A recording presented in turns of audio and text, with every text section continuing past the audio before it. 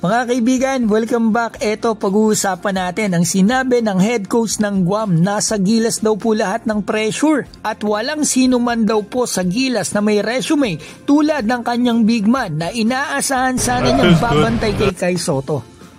Diba ilang araw na po ang laban ng Gilas sa Guam at para po lalo nyong abangan ang laban na ito. Nung isang araw po ay nagpost ang coach ng Guam nito, nilagyan pa niya ng caption na "Here comes Guam, shock the world." So ito, ngayon mga kaibigan, meron po siyang sinabi ayon po sa report ng The Manila Times. Maraming salamat po. Ito basahin natin.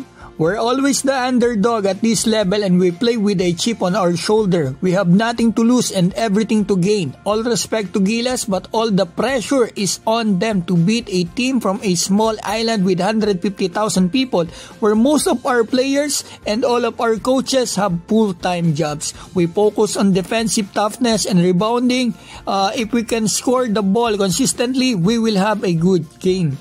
Nakasulat pa rito, sinabi ni Coach Calvo kay Kai Sotto at dito sa ating Gilas, Pilipinas. Yan mababasa naman natin. Correct me if I'm wrong, si Coach Calvo raw talaga hindi naniniwala na ang Gilas daw talaga ay hihina sa pagkawala ni Kai Sotto. In fact, he was looking forward to testing Guam's big man against the Philippines interior rotation. Ika niya kay Kai, "Yeah, I was hoping to see Jonathan Galloway guard him." So, ang sinabi niya, umaasa daw siyang makitang bantayan ni Jonathan Galloway etong si Kai Sotto. At ito, mga kaibigan, sinabi pa niya na Jonathan is a former Defensive Player of the Year and all-time leading rebounder at UC Irvine.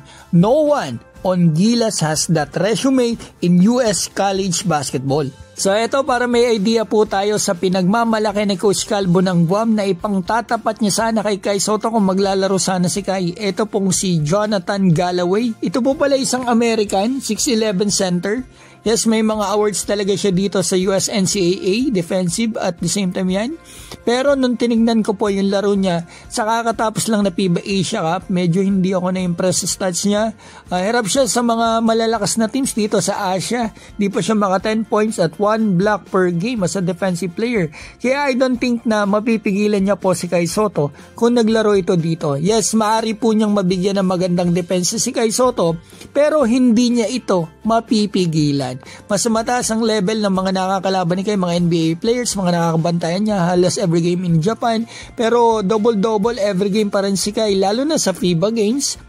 Sabi nga po ni Coach Timothy Brownlee, pang NBA si Kai Sotto. Kaya iko-correct ko po si Coach Calvo.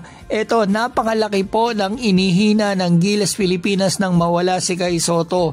Kung yan po ay naglalaro sa Gilas, ay kaya pong talunin ng Gilas ang top teams in the world. So yan mga kaibigan, ang mabilis na balita natin. Maaari na po kayo mag-comment dyan sa baba. Sana mag-like and subscribe po kayo at maraming salamat po.